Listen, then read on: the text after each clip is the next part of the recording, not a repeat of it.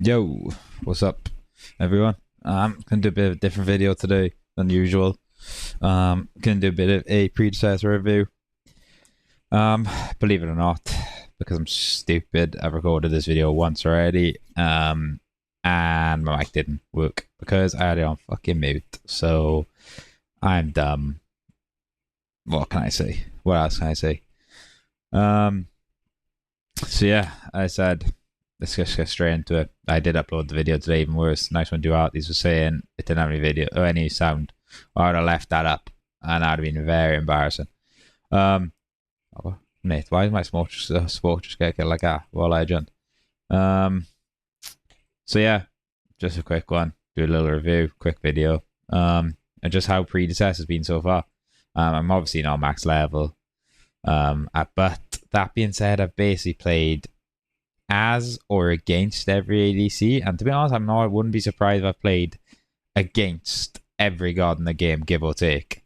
Like, I mean, they're not gods, are they? But I mean, I've basically played against every character that's in Predecessor, which is one of my complaints when I get to it. But I feel like I don't have loads of knowledge, but I have like a tidy understanding of the game and the mechanics just based on my previous Moba experience playing Smite, League, Heroes of the Storm, and all them type of games, especially Smite. I mean, if that's what they play is the closest to. I did play Paragon for a bit as well. Granted, not as much as I played Smite and stuff. I did definitely play that. Obviously, I played Smite way more, but yeah, I have played something of that, so I understand the game and stuff a little bit. I'm not sure if it's ranked out. Something I'll definitely feel I can give a better review into once I played ranked and actually got max level and started playing that. But for the moment, I'm just going to give my review on how I found the game so far in comparison to Smite. So let's start. Let's start with the graphics. It obviously looks really good. Best looking MOBA by far. Like, there's nothing close. It's honestly one of the best, like, multiplayer like type fantasy type games like this. Like, it's so dope. Like, the graphics are awesome. It doesn't run that bad, even though my computer's not amazing. It's alright, like, it's tidy enough, but it's not like crazy 20 grand PC. And the game runs good. Like, it's not awful. I can play on tidy graphics. Probably runs as good as Smite 1. And Smite 1, I have to play on low graphics forever. So I mean, it's that. So that's something. Runs well. The graphics look amazing. All characters are really well designed. In terms of their looks, they all look pretty cool. Granted, one pet peeve I have is the skins are quite dead. And they're not very creative and they haven't done much to the skins. But I guess the game is still in alpha now. So I'm pretty sure Smite in alpha didn't have the best skins either, you know what I mean? It had a few good ones, like Olympian on her and stuff like that. Or the Death Machine Bakasura, stuff like that. Like, it had a few good skins, but yeah, nothing amazing compared to like what it does now, or compared to what League of Legends has. Like, the skins on them type of games, and Sims Heroes of the Storm, like the skins are crazy good. So yeah, the skins are a bit of a letdown, but overall the characters, base models are pretty cool, quite well designed in terms of their looks. So yeah, as I said, the map itself is again a really pretty map. It's really well designed, again, really cool. Honestly, probably one of my favorite parts of the game is the map design. How like it's interactive, and I know League has done it before, you know, with like the explosion things which send you over walls and stuff, or send you away. It's done that before, right? But like playing as a third person game like this, and then being able to send yourself over walls and stuff, or blink over walls, it just gives you like a whole, like, it adds like another layer to the gameplay. Like, in Smite, you can blink over walls and leap over walls and stuff, but the walls feel so small in comparison to your character because they're not that much bigger. But on this game, because the map is so huge, when you do a play like that, it feels so much more interactive and like you've done something cool. Do you know what I mean? Like for an example, I don't know if I do it at any point in this game, but I might actually do it here. It might actually be a prime example of it. But this Grux ganks me. I can drop down here, shoot this, and send myself back up, say, or if he followed me, or I could shoot that, send him the other way, or it just gives you like another layer of potential plays that you can do.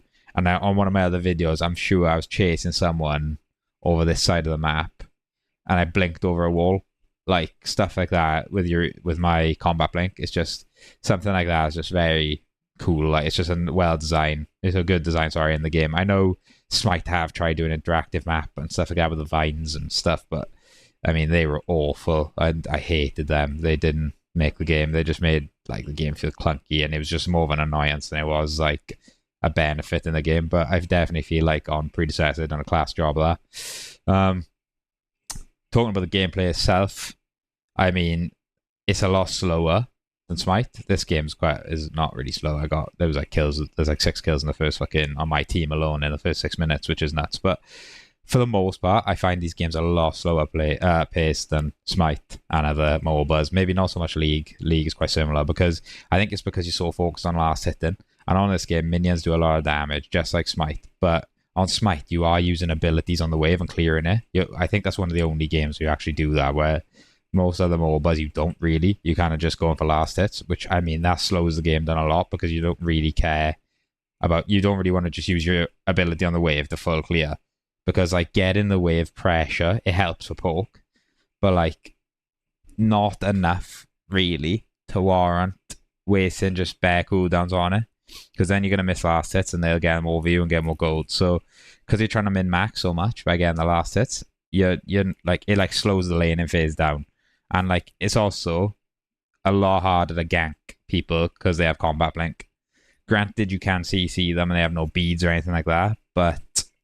I mean, the combat blink gets you out of trouble, especially if someone's gone escape. If they're gone escape and a combat blink, like, even if they're out of position for the most part, they can still kind of get away. So, again, it's another dynamic. It's something you got to factor in. You got, as the ADC, say, if you're a bit more early game pressure, you're just trying, or an aggressive support, you're just trying to like get that combat blink out of the way and make them use it, force it as early as you can, and then it's a free gank for your jungler, because most of the ADCs in this game don't actually have escapes. But yeah, it's the combat blink whole situation is just, it just makes the game a lot, like, yeah, it just kind of slows the game down in some ways. Granted, you can use it aggressively, which is cool. Don't get me wrong, I do like it. I do like the fact that everyone has combat blink and no one has beads and stuff, because at least it feels like everyone kind of starts on a level playing field. You know exactly what everyone has. You don't have to worry like, oh, does he have beads or does he have Aegis or whatever. A level 1, no one has like goes super aggro support and gets horrific emblem, horrifics you, slows you in lane, say, and then kills you like on Smite or whatever. So there is that, which is cool. Other from that, I mean, the last hitting does actually feel really good, way more satisfying than League. I said the movement's really good. All the movement's fluid. As I said, interacting with the map is cool. The combat blink system's cool. Dashes and everything like that always feel good. What else? Auto attacking is nice. Again, it's actually really satisfying hitting auto attacks, and most people have guns, which is kind of meh, but it is satisfying. The only thing it takes a while getting used to is abilities and the like how the map interacts with you in a way. So like the animations of like hitting abilities or killing towers and stuff. For the longest time, I thought towers, when I'd kill them, would do damage to me, because it'd blow up and it'd like shake your screen and make it go red, and it's as if you're taking damage. And also, when you're in a team fight, so much is happening on your screen because the graphics are so good. It's really hard to track, especially without, like, when you're new to the game, you don't really know what's going on. Super hard to track what's actually hitting you. But again, that is something that's like a learning curve in it that you'll start understanding that as you play the game. Like Smite 2 is similar. When I went on the other day, I didn't have a clue what people were doing, just because even though I knew the abilities, they just looked different because the graphics was better. And it's the same then with this game. You know what I mean? It's just because the graphics are so good, there's so much more animations on the abilities. And like, to be fair, it was similar when I first started playing Smite. Like, I remember Poseidon Crack and used to blow my mind. Like, you just couldn't keep track of abilities going on around you and stuff. So yeah, that's all. It all comes with learning, that does, and time played in the game will make it easier. But other from that, yeah, as I said, the auto attacks feel really nice. And then just how the game plays in general, team fights pretty good. Other from the loads of abilities and stuff. Once you take into consideration, you understand. Killing buffs is quite slow, but as a jungler, it's not as bad. But as an ADC or something, it is pretty hard. Kind of stops you stealing buffs, though, I guess. But there is that. I mean, the jungler is one of the only characters that can actually kill the buffs early game, especially if there's like multiple minions. You're about to get soloed by a buff. So yeah, from that, as I said, the movement's fluid. It's good. The characters themselves, it's a weird one with the characters. Actually, do you know what? Touch back on the team fights. Also, another thing I found on this game, it might be because I'm low level, but team fights don't really happen as often. You're kind of just stuck in your lane for like long periods of time, like this game. So you're just stuck in your lane for like a long period of time. You're not really rotate that much. I don't know if I haven't really watched the Pro League or anything, if there is one, or any competitive scene. I haven't played ranked, so I can't say. But I don't know how often people are grouping up, how often people are team fighting. In these low level games, they're not. But I mean, Smite's kind of similar, but they don't really in low level games because people don't understand how to play the game yet. So I don't know. And I said, I don't know enough. I don't know the timing on rotations and stuff, like as an ADC or whatever. In Smite, as I said, is from the time I've played the game, you just understand that, okay, at this point, I'll start rotating, blah, blah, blah. I'm not sure how that works on you. To be honest, I don't know who or when you should start rotating and stuff. But yeah, I've noticed it doesn't really happen a lot. But yeah, as I was saying, going back to the characters, to be fair, as I said, they all look really sick. Skins are not the best, but in terms of the characters on themselves, they are cool. The only issue I have is, which, I mean, it's kind of an issue and kind of not. First is there's not enough characters in the game, which it's a kind of personal preference because I haven't played everyone anyway, but it's one of them ones where it's like, at this point in Smite's life, I'm pretty sure, like in beta, I know in alpha, beta, I guess this is still a little bit earlier than when I started playing Smite, so it's weird to compare, but like there was like 32 gods or something like that when I first started playing Smite. I feel like there's definitely not 30 characters in Predecessor. Either that, or because I'm so overspoilt in games like League, Heart, Smite, or even the Lord of the Rings Moba I played, or Pokemon Unite as well.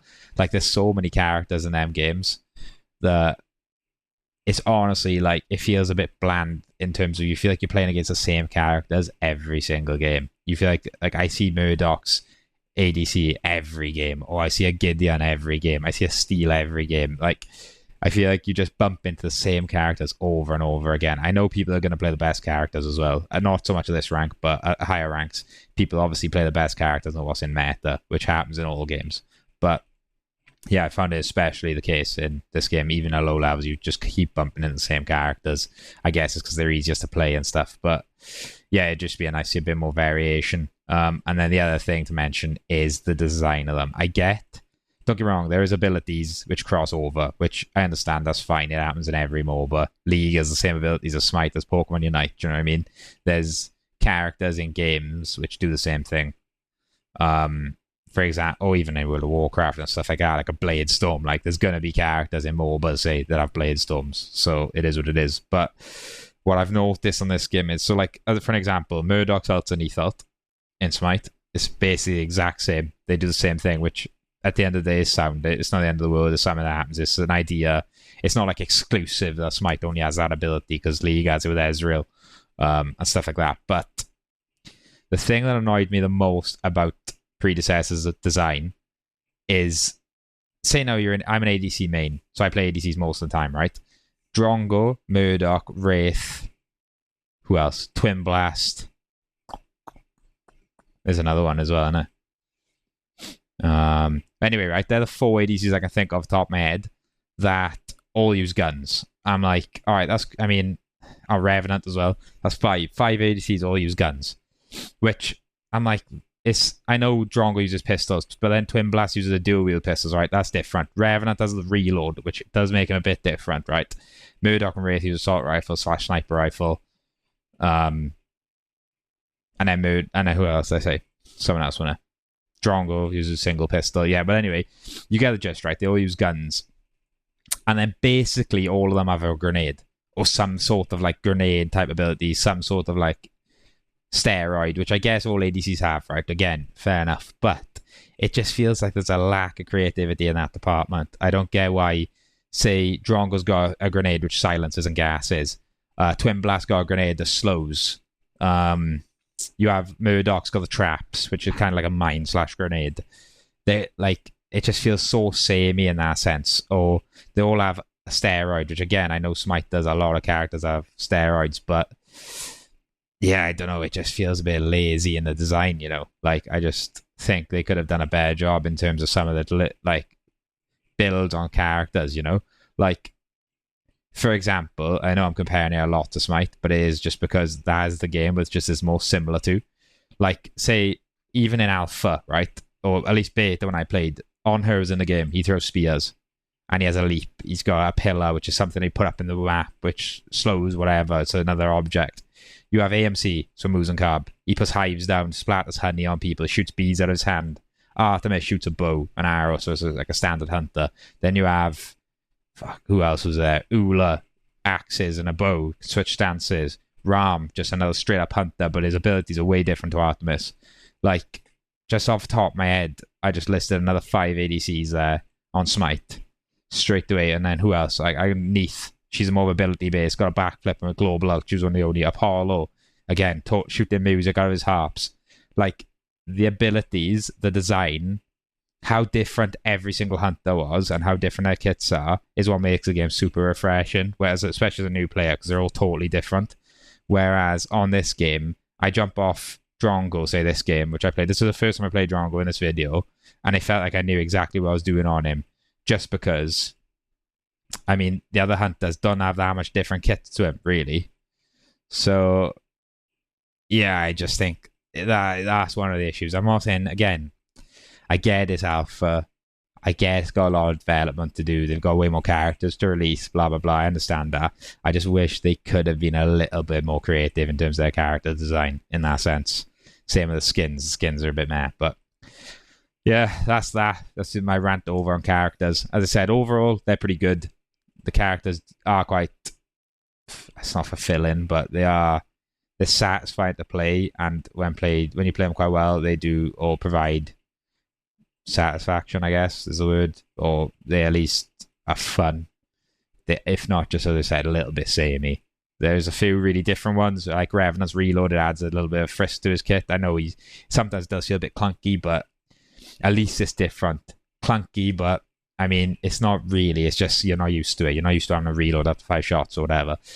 And then the final thing to mention really is the item store, which more similar to League, and this is what Smite 2 is going down the route of, where you don't have active items as such.